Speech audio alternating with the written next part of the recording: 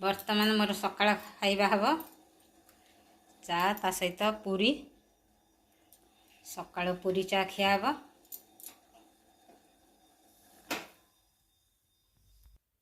Hello hi ନମସ୍ତେ, ଭଲରେ ଥାଆନ୍ତୁ ସମସ୍ତେ। ସାଙ୍ଗମାନେ ମୋର ଗୋଟେ ନୂଆ ଭିଡ଼ିଓକୁ ଆପଣମାନଙ୍କୁ ସ୍ୱାଗତ। ବର୍ତ୍ତମାନ ସାଙ୍ଗମାନେ ଟାଇମ୍ ଆସି 10ଟା ପରେ ହେଇଗଲାଣି। ଆମର ସକାଳ ଖାଇବା ତ ଚା ପୁରୀ ଖିଆ ହେଲା। ଆଉ ବର୍ତ୍ତମାନ ଟାଇମ୍ 10:30 ବାଜିଗଲାଣି। ଭାଇନା ବଜାର ଯାଇଛନ୍ତି, ତାଙ୍କର କାମ ଅଛି। ତା ସହିତ ଆସିଲା ବେଳକୁ ମାଛ ଆଣିବେ। ବର୍ତ୍ତମାନ ଆସନ୍ତୁ ସାଙ୍ଗମାନେ ବର୍ତ୍ତମାନ ଭିଡ଼ିଓ ଆରମ୍ଭ କରିବା। ଭିଡ଼ିଓ ଆରମ୍ଭ କରିବା ପୂର୍ବରୁ ଆପଣମାନଙ୍କ ଭିତରୁ ଯେଉଁମାନେ ମୋ ଚ୍ୟାନେଲରେ ପ୍ରଥମ ଥର ପାଇଁ ଆସୁଛନ୍ତି ପ୍ଲିଜ୍ ମୋ ଚ୍ୟାନେଲକୁ ଲାଇକ୍ ସେୟାର ସବସ୍କ୍ରାଇବ୍ କରିଦିଅନ୍ତୁ। ଆପଣମାନଙ୍କ ତ ସପୋର୍ଟ ମୋର ନିହାତି ଆବଶ୍ୟକ। ଆପଣମାନେ ଭିଡ଼ିଓକୁ ଜମାରୁ ସ୍କ୍ରିପ୍ କରନ୍ତୁ ନାହିଁ, ଭିଡ଼ିଓକୁ ଫୁଲ୍ ୱାଚ୍ କରନ୍ତୁ। ବର୍ତ୍ତମାନ ଚାଲନ୍ତୁ ସାଙ୍ଗମାନେ, ଆଜି ମାନେ ବିଲେଇ 2-4 ଦିନ ହେବ ଗୋଟେ ଛୁଆ ଦେଇଥିଲା। ସେ ଛୁଆକୁ ଯେହେତୁ ଆମେ କାଲି ଗୋଟେ ଜାଗାକୁ ଯିବାର ଅଛି, ଆପଣମାନେ କାଲି ଜାଣିପାରିବେ। ସେଥିପାଇଁ ବିଲେଇ ମାନେ ଘରେ ଛୁଆ ଦେଇଛି। ସେଥିପାଇଁ ତାକୁ ପଦାକୁ ବାହାର କରିବାକୁ ପଡ଼ିବ, କାହିଁକିନା ଆମେ ଘର ଭିତରେ ରହିଲେ ବିଲେଇ ପଦାକୁ ବାହାରିକି ଯିବାକୁ ପଡ଼ିବ। ସେଥିପାଇଁ ଚାଲନ୍ତୁ, ବିଲେଇ 3ଟା ଛୁଆ ଦେଇଥିଲା, ଆପଣମାନେ ଦେଖିଦିଅନ୍ତୁ। ତାକୁ ମୁଁ ପଦା ରଖିଦେଇଛି। ତାପରେ ମା' ତାକୁ ପାଟିରେ କାମୁଡ଼ି ଗୋଟେ ଗୋଟେ ନେଇକି ଅନ୍ୟ କେଉଁଠି ନେଇକି ରଖିବ। ମୁଁ ଆମ ଛାତ ଉପରେ ନେଇକି ରଖିଥିଲି। ଛାତ ଉପରେ ସେ ଆଉ ଦେଖିପାରିଲାନି, ଛାତ ଉପରକୁ ଗଲାନି। ତାପରେ ମୁଁ ପୁଣି ଆଣିକି ତଳେ ରଖିଲି ବିଲେଇ ଛୁଆମାନଙ୍କୁ। ସେ ଗୋଟେ ବିଲେଇକି ବର୍ତ୍ତମାନ ଦାନ୍ତରେ କାମୁଡ଼ିକି ନେଇଯାଇଛି ରଖିବା ପାଇଁ। ଚାଲନ୍ତୁ ମୁଁ ଆପଣମାନଙ୍କୁ ଦେଖିଦେଇଛି। ଆମର ଗୋଟେ ବଡ଼ ହାଣ୍ଡି ଅଛି, ସେଇ ହାଣ୍ଡି ଭିତରେ ରଖିଥିଲା। ତାପରେ ମୁଁ ତାକୁ ନେଇକି ବାହାର ରଖିଦେଇଛି। ଚାଲନ୍ତୁ ମୁଁ ଆପଣମାନଙ୍କୁ ଦେଖାଇ ଦେଉଛି। ସେଥିପାଇଁ ଆଜି ବୁଧବାର ଯେହେତୁ ଅଛି, ଘର ପୋଛାପୋଛି, ସେଇଥିପାଇଁ ଆଜି କାମ ଟିକେ ଅଧିକ କାମ ହେଇଗଲା ସକାଳ ଟାଇମ୍। ବର୍ତ୍ତମାନ ଚାଲନ୍ତୁ ସାଙ୍ଗମାନେ ବିଲେଇ ଛୁଆକୁ ଆପଣମାନେ ଟିକେ ଦେଖିଦିଅନ୍ତୁ। କଳା ବିଲେଇ ଛୁଆ ଆପଣମାନେ ଦେଖିନିଅନ୍ତୁ। ଦେଖନ୍ତୁ 3ଟା ବିଲେଇ ଛୁଆ ହାଣ୍ଡି ଭିତରେ ଅଛନ୍ତି, ଶୋଇଯାଇଛନ୍ତି।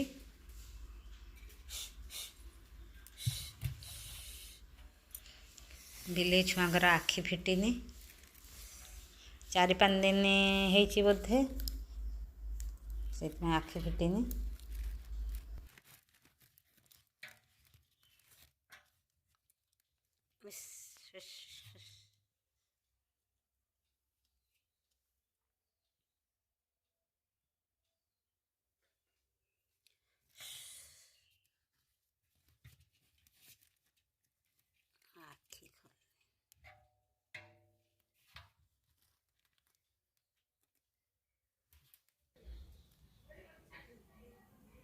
ଗୋଟେ ବିଲେଇ ଛୁଆକୁ ନେଇଯାଇଛି, ଆଉ 2ଟା ବିଲେଇ ଛୁଆ ଅଛନ୍ତି।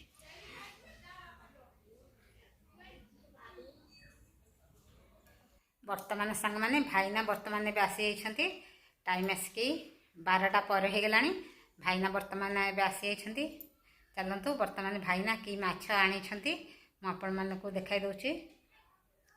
ବର୍ତ୍ତମାନ ମାଛ ଭଜା ହେବ, ଆପଣମାନେ ମୋ ସହିତ ଯୋଡ଼ି ହୋଇ ରହିଥାନ୍ତୁ। ବର୍ତ୍ତମାନ ଦେଖନ୍ତୁ ମାଛ ଭଜା ଆମର ତିଆରି ଚାଲିଛି।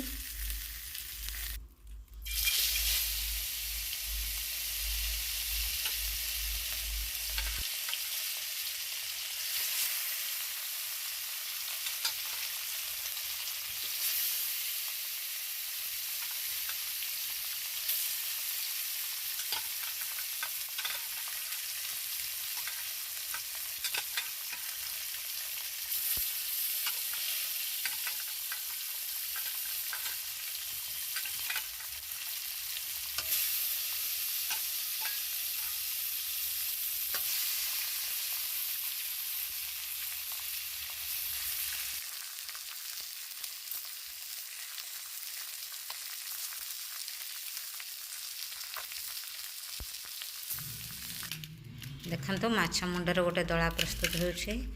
ଆମ୍ବ, ଛୋଟ କଷି ଆମ୍ବକୁ ଦେଖନ୍ତୁ କାଟି ଦେଇଛି। ତା ସହିତ ପିଆଜ, ରସୁଣ, ଲୁଣ, ଲଙ୍କା ଗୋଟେ, ତା ସହିତ ମାଛ ମୁଣ୍ଡ ଗୋଟେ ଦଳା ପ୍ରସ୍ତୁତ ହେବ।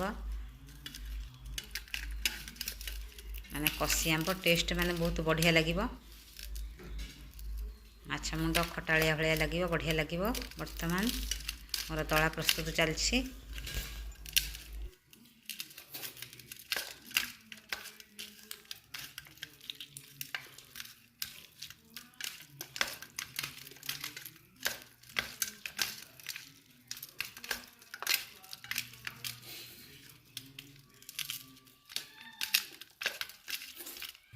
ବର୍ତ୍ତମାନ ଏବେ ଖରାବେଳେ ଖାଇବା ହେବ।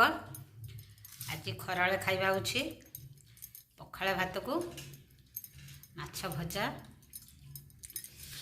ମାଛ ମୁଣ୍ଡ, କଷି ଆମ୍ବ, ଦଳା ପିଆଜ ରସୁଣ ଦେଇକି ଦଳା ହେଉଛି। ମାଛ ମୁଣ୍ଡଟା ମାନେ ବଢ଼ିଆ ଲାଗୁଛି ଖାଇବା ପାଇଁ, ଖଟା ଖଟାଳିଆ ଲାଗୁଛି, ବଢ଼ିଆ ଲାଗୁଛି।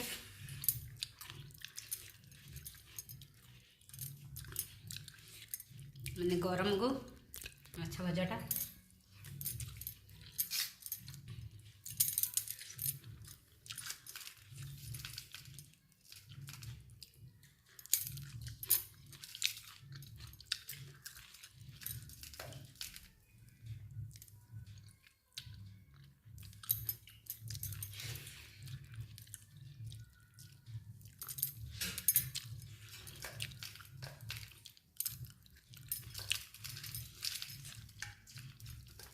ଆମ୍ବ କଷିର ବାସ୍ନା ହେଉଛି, ବଢ଼ିଆ ଲାଗୁଛି ଖାଇବା ଲାଗି।